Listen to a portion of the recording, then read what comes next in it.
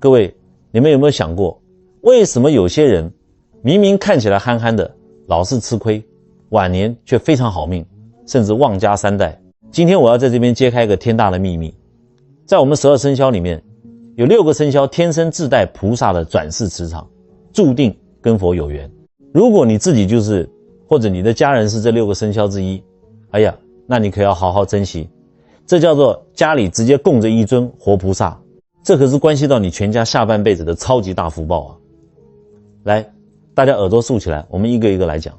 我们先来点名第一个，生肖属牛的。牛在我们八字五行里面属什么？属土，而且是厚重的泥土。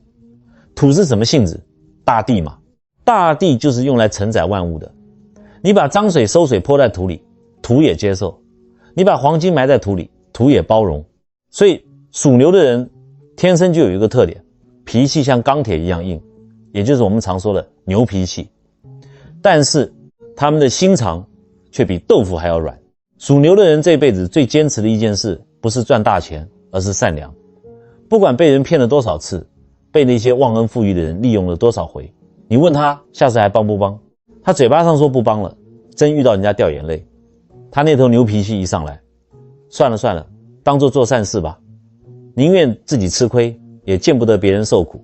我跟你们讲，这种以菩萨心肠对待别人的个性，在天上那些神佛眼里看的是一清二楚啊。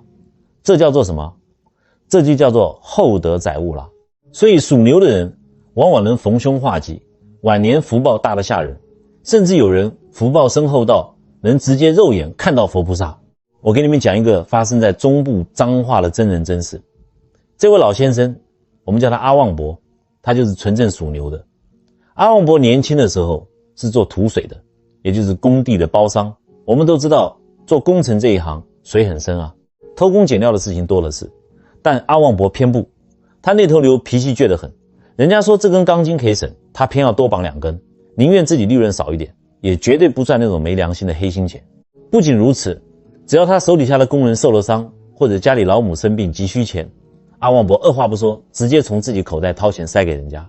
结果呢，这么好心的一个人，在50多岁那年栽了个大跟头。他一个从小玩到大的换铁的，跑来跪在他面前，一把鼻涕一把眼泪的求阿旺伯帮他公司的贷款做保。阿旺伯的太太拼命拉着他的衣角，叫他不要签，但他那属牛的软心肠又发作了，心想我不救他，他就死路一条了。眼一闭，印章就盖下去了。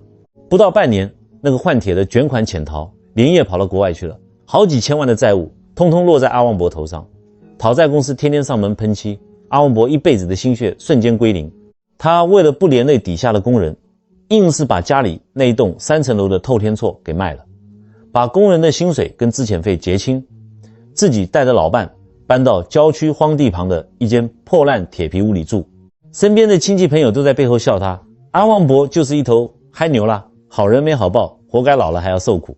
但在最惨的时候，阿旺伯的心里有没有生怨恨？没有。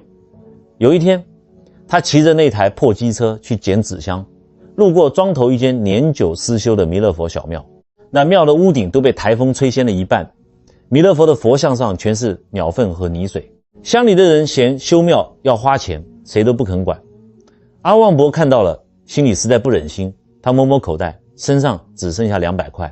他看着笑眯眯的弥勒佛，叹了口气说，佛祖啊，我现在比你还穷，没钱帮你添香油了，但我还有一点力气，我帮你把屋顶补一补吧。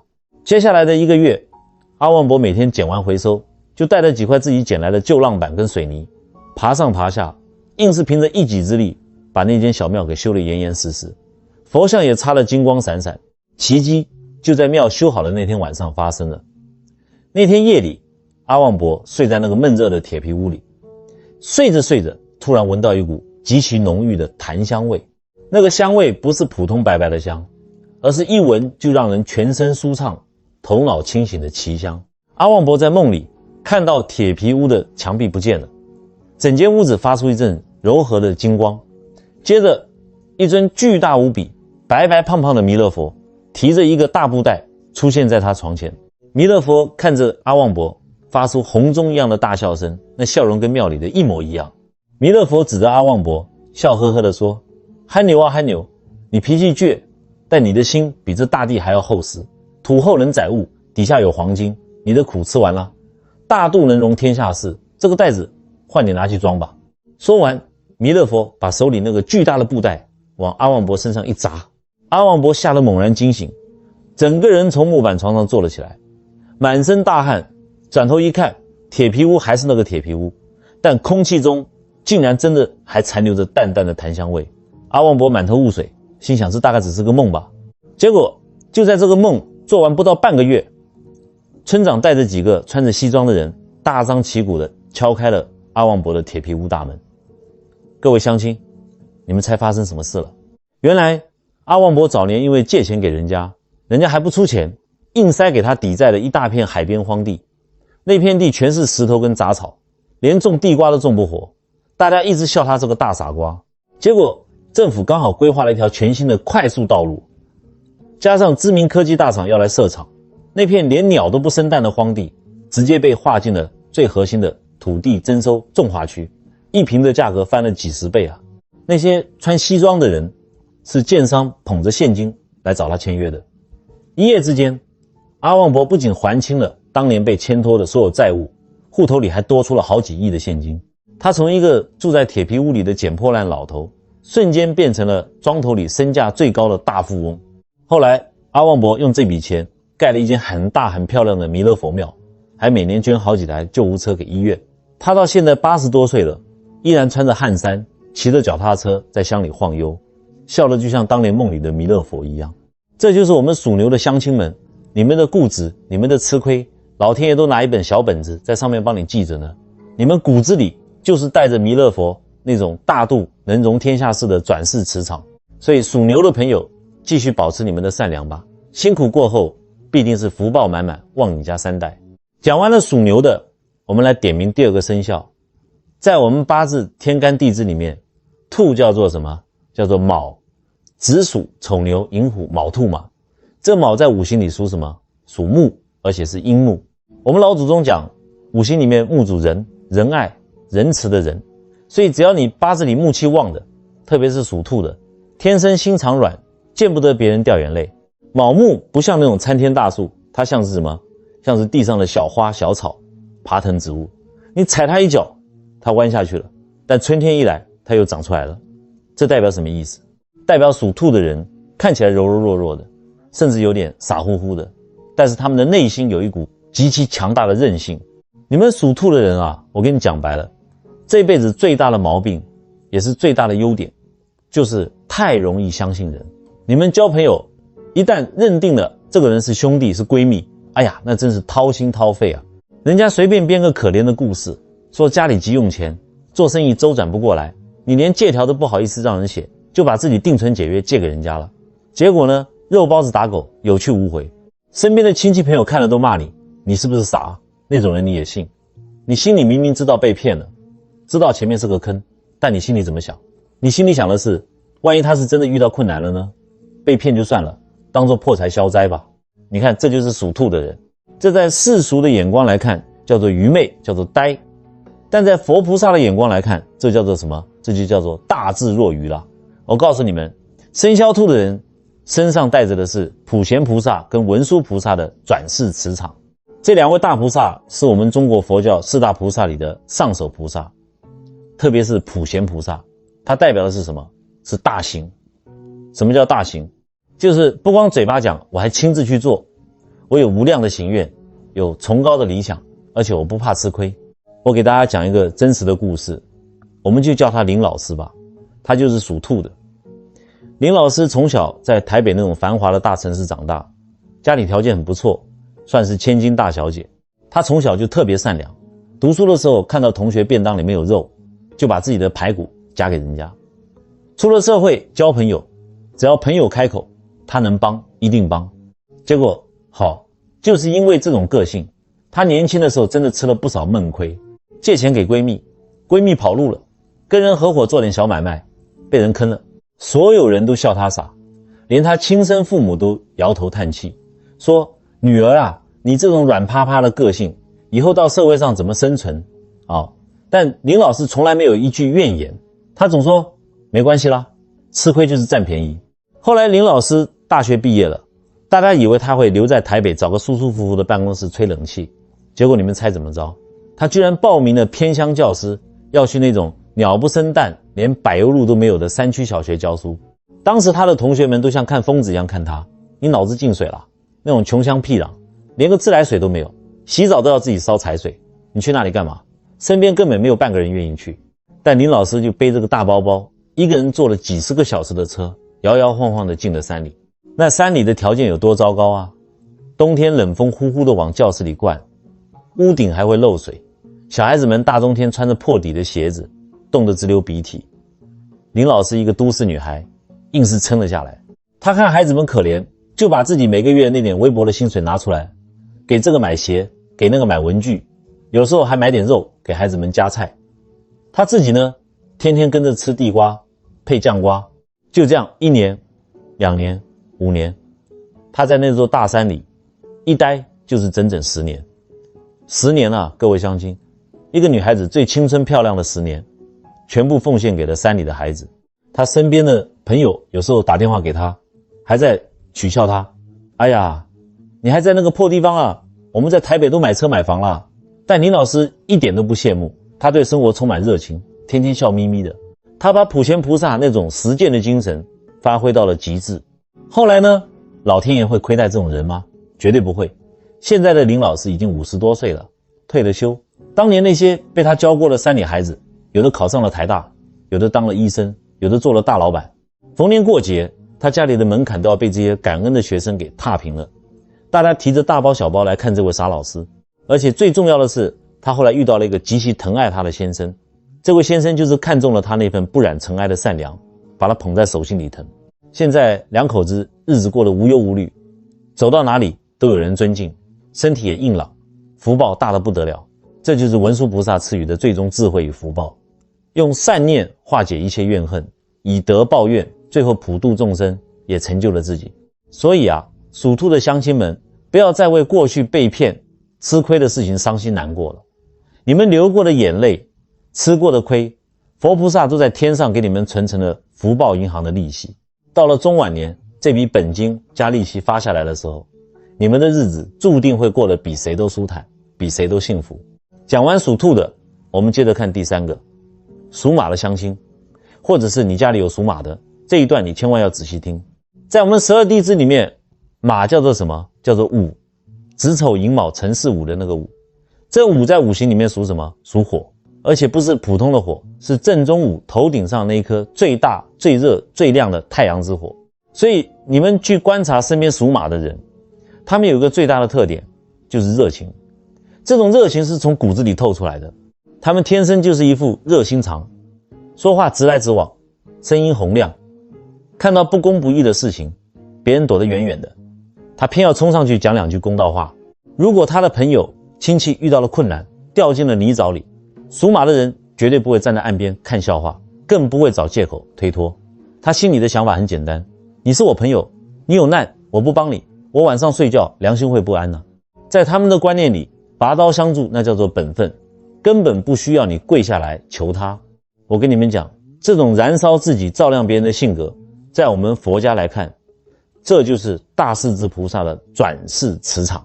大势至菩萨是谁？他跟观世音菩萨一样，都是阿弥陀佛身边的左右手，合称西方三圣。观世音菩萨代表大慈大悲，而大势至菩萨代表什么？代表大喜大舍跟无上智慧的光明。佛经上说，大势至菩萨用他独特的智慧之光普照众生，能够让众生解脱血光刀兵之灾，给予信徒强大的力量，让你在人生的低谷里看到希望。我来给你们讲一个真实发生的案例，这是一位陈大姐亲口跟我说的。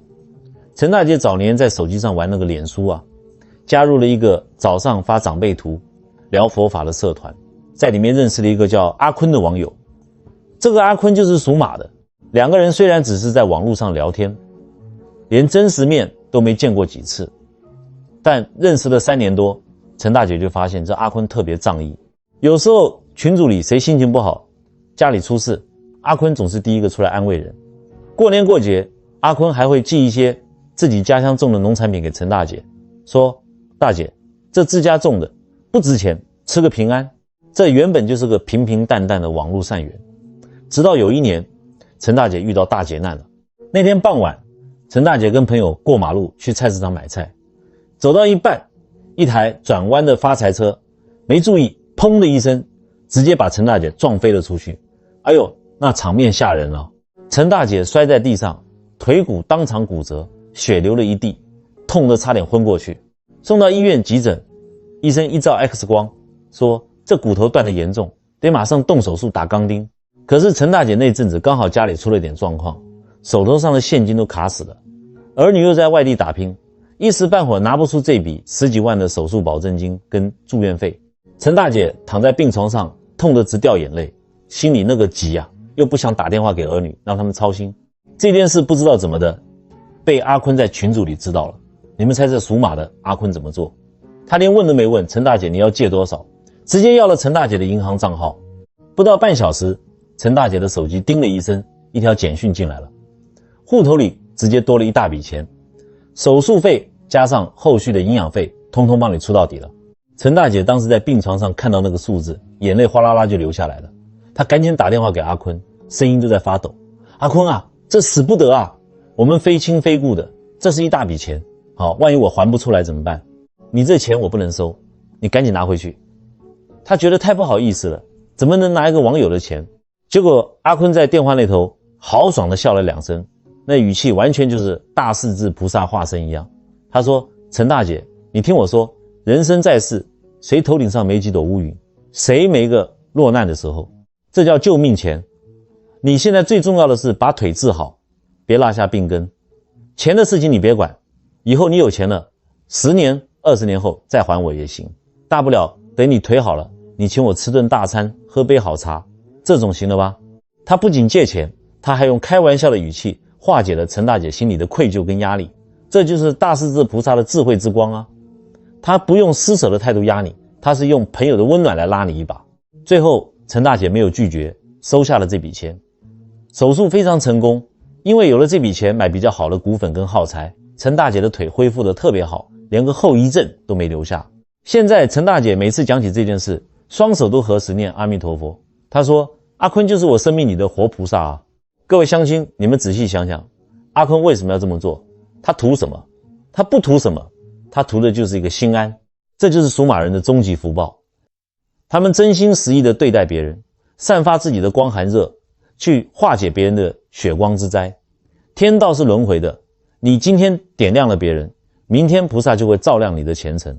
所以属马的人这辈子不管遇到什么关卡，总能在最后一刻遇到贵人相助，事业逢凶化吉，一帆风顺。因为你们以前种下的善因全都会变成保护你们的铜墙铁壁。家里有这种属马的人，你一定要珍惜，这是你们家烧了几辈子高香才求来的福星啊！来，前面讲了牛、兔、马，现在轮到第4个了，属鸡的乡亲，你们把背挺直了，我要好好讲讲你们的真面目。在我们12地支里面，鸡叫做什么？叫做酉，生酉戌的那个酉。这个酉在五行里面属什么？属金，而且它不是那种刚挖出来粗糙的大铁矿，它是纯粹的阴金，也就是打磨的闪闪发亮的金银珠宝，或者是一把极其锋利、削铁如泥的宝剑。我们老祖宗讲，五行里面金主什么？金主义，讲义气，讲规矩，讲原则。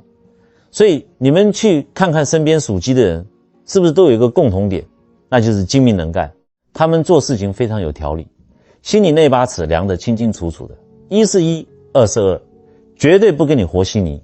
有些不了解属鸡的人会在背后偷偷骂他们，说哎呀，这个人属鸡的铁公鸡啦，算盘打得比谁都精，一点亏都不肯吃。我听了都想笑。乡亲啊，属鸡的那不叫小气，人家那叫做有规矩。属鸡的人在事业上意志力顽强的吓人，只要他们看准了一个目标，就算所有人都跟他说这不可能，这太渺茫了，他还是会咬着牙坚持下去。为什么？因为宝剑出鞘，不见血不收回啊。像我们历史上那些建立大业的皇帝，比如汉朝的汉武帝，隋朝的隋文帝，他们都是属鸡的，从小就有崇高的志向，为了这个目标9头牛都拉不回来。在佛家来看，属鸡的人今生带着的是什么磁场？是不动尊菩萨，也就是我们常听到的不动明王的转世磁场。大家去庙里看过不动明王没有？那是佛教密宗八大明王的首座。菩萨不一定都是笑眯眯的，不动明王面相威猛，手里拿着一把智慧之剑，背后燃烧着熊熊烈火。那把剑是用来干嘛的？是用来斩断业障的。不动明王代表的就是一种不可撼动的慈悲心。属鸡的人就像不动明王一样，遇到任何困难、任何诱惑，他们的心思都不会动摇，能够在修行的道路上稳稳地守住自己的善念跟菩提心。我给你们讲一个报纸上登过的真人真事，也是我们台湾乡下的一位奇人。这位老兄我们叫他阿辉伯，他就是属鸡的。阿辉伯在他们那个庄头里可是出了名的生意精，他做生意的眼光啊，就像老鹰一样锐利。有一年离中秋节还有好几个月，天气还热得要命，别人都还在树下乘凉吹电风扇，阿辉伯已经开始到处跑，去订最好的鸭蛋黄、最绵密的红豆沙，开始做月饼了。村里人笑他，阿辉伯你神经病啊，中秋还早了，他理都不理。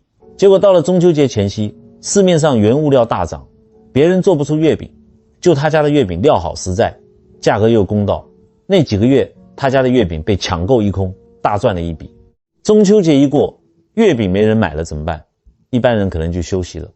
阿辉伯不，他立刻转型，把店面一清，进了一大批保暖的衣服，开启了服装店。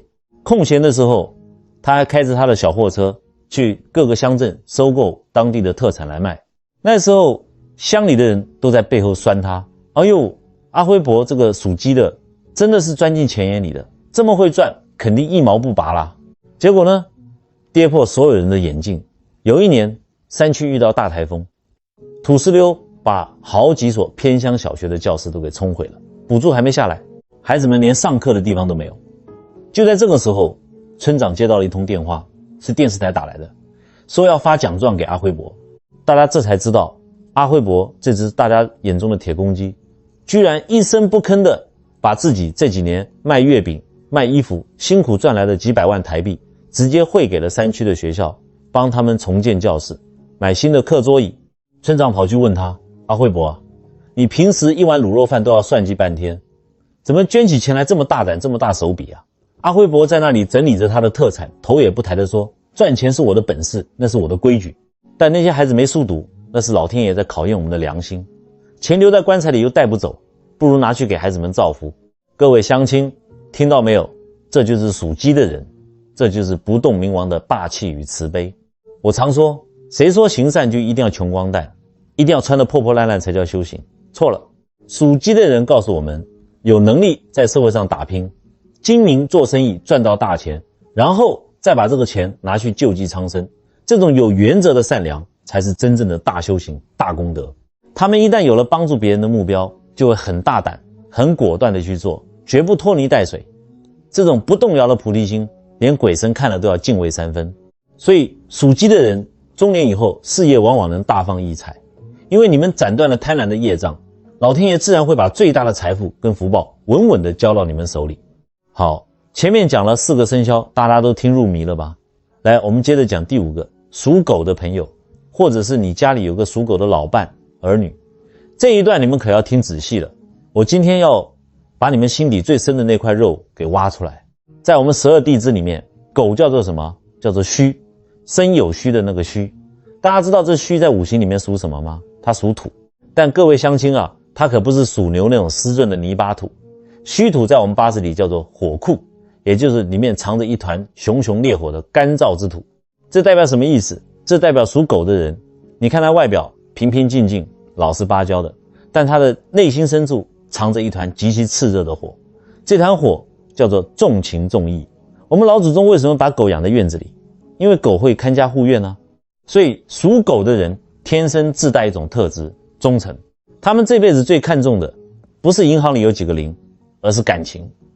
属狗的人非常善良，他们绝对不会去主动欺负弱小。但是你如果敢欺负他的家人，欺负他的好兄弟，哎呦喂啊，他心里那个火库一旦炸开，他可是会跟你拼命的。这就叫做为朋友两肋插刀。很多人觉得属狗的人太固执，认定了一个人就死心塌地。但我告诉你们，在佛菩萨的眼里，这种性格可是了不得的境界啊。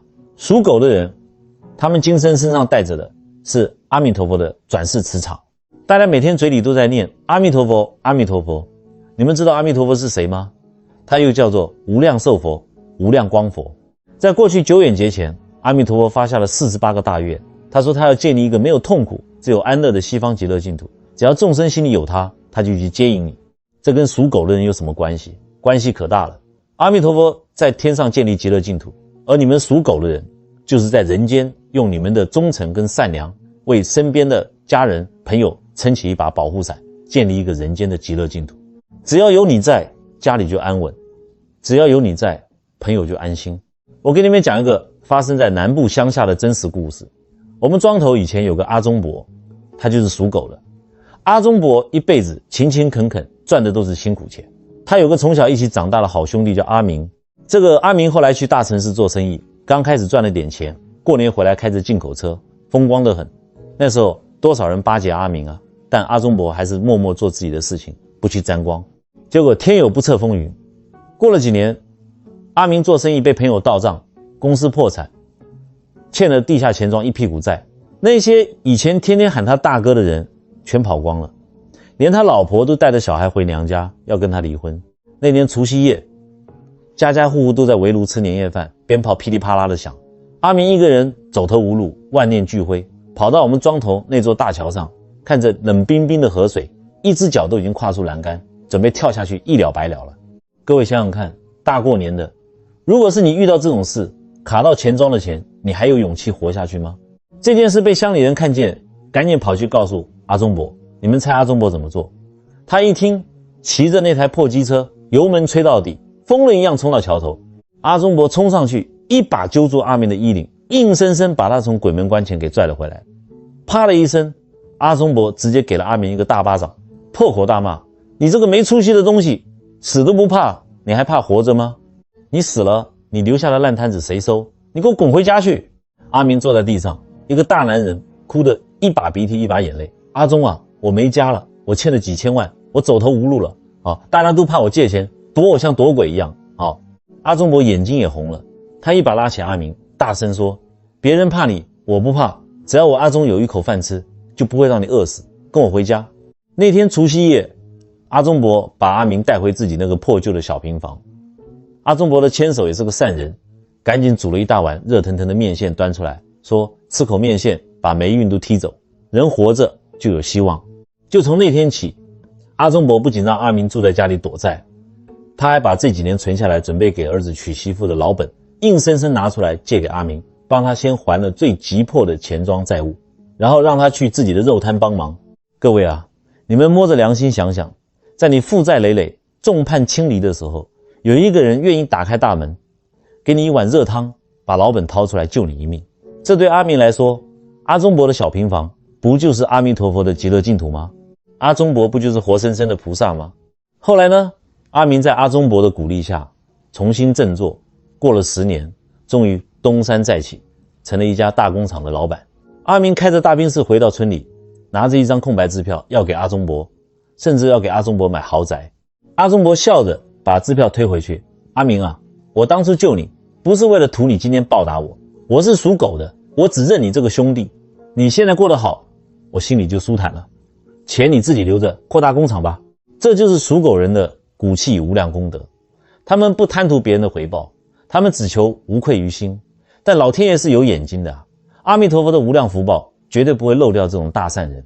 阿忠伯虽然没拿那张支票，但他的3个小孩个个有出息。大儿子考上医学院当了主任医师，二女儿考上高考当了官，小儿子做生意也顺风顺水。阿忠伯晚年子孙满堂，走到哪里大家都恭恭敬敬地喊他一声老太爷。90多岁了还能在乡里骑脚踏车，无疾而终，走得非常安详。所以属狗的乡亲，如果你们觉得自己这辈子为了朋友为了家人付出了太多，好像很累，尼斯告诉你别灰心，你做的每一件善事，你付出的每一份忠诚，阿弥陀佛都看在眼里。你为别人建立极乐净土，老天爷最后一定会还给你一个福报满满安乐无忧的无量人生。好，前面5个生肖讲完了，大家都听得津津有味吧？现在我们来到前面点名的最后一个生肖，各位属猪的乡亲，你们可别打瞌睡，快把眼睛睁大，这一段可是关系到你们这辈子的终极福报。在我们12地支里面，猪叫做什么？叫做亥，申酉戌亥的那个亥。这亥在五行里面属什么？属水，而且它不是普通的水，它是冬天刚刚开始准备孕育万物的江河之水。我们老祖宗老子在《道德经》里讲过一句话：上善若水，水善利万物而不争。水有一个最大的特性，叫做润下，也就是水永远是往低处流的。这代表什么意思？这代表属猪的人天生就带着一种不争不抢、随遇而安的豁达脾气。现在社会上很多人喜欢指着属猪的人骂，说：哎呀，你怎么跟猪一样笨，一样懒一点心眼都没有，人家把你卖了，你还帮人家数钞票。我每次听到这种话都要摇头叹气，你们太小看属猪的人了。你以为属猪的真傻？错了，他们那不叫没心眼，他们那叫做天真，叫做看破不说破。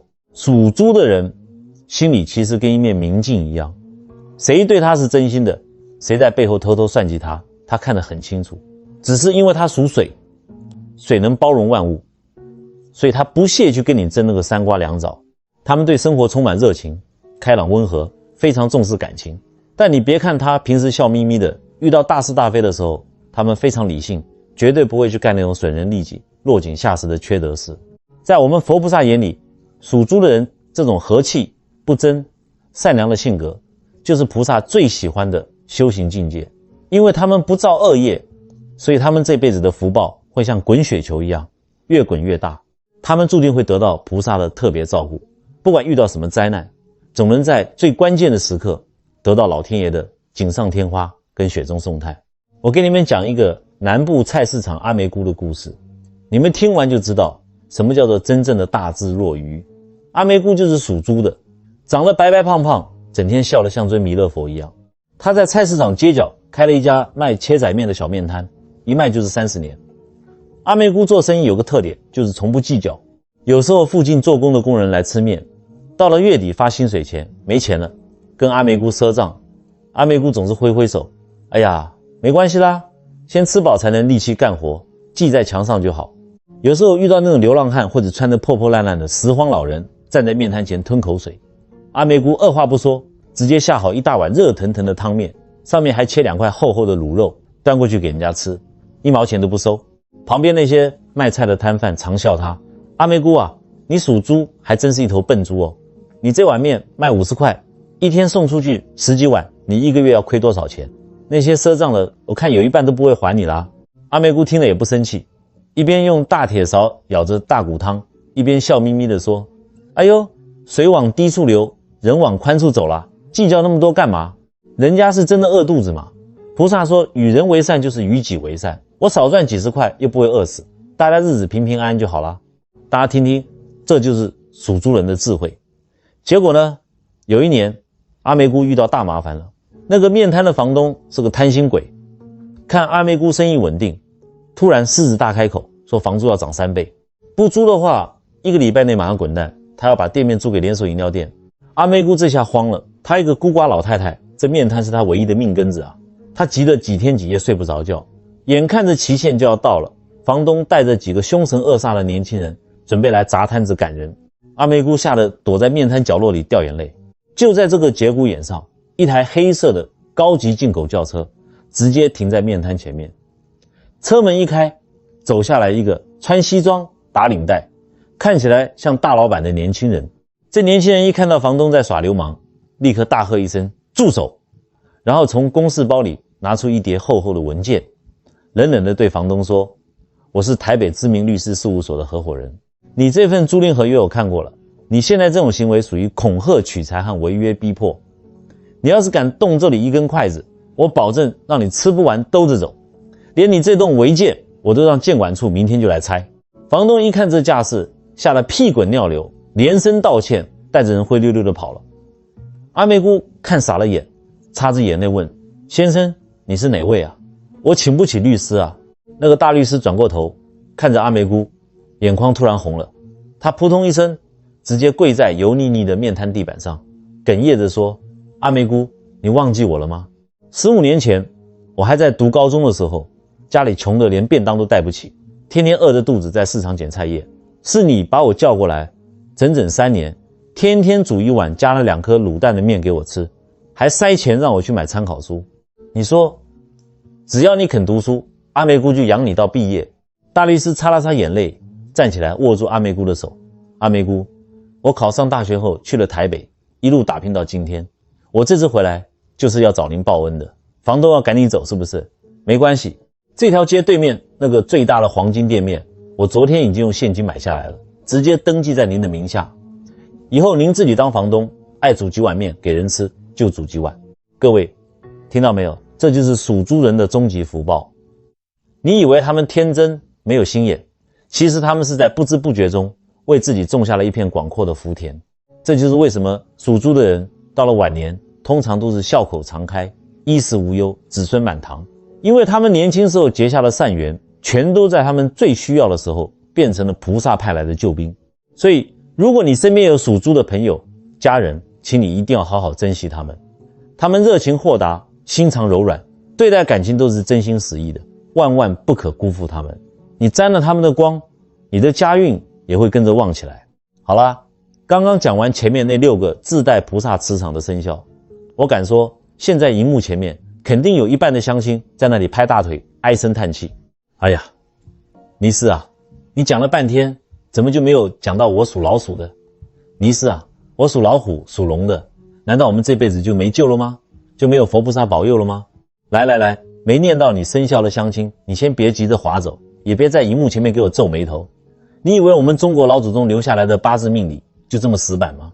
我今天在这边开讲，就是要告诉你们一个天大的秘密。命由天定，运由心转，先天没有带到那6大菩萨的磁场，那又怎么样？我们后天自己把它修出来嘛。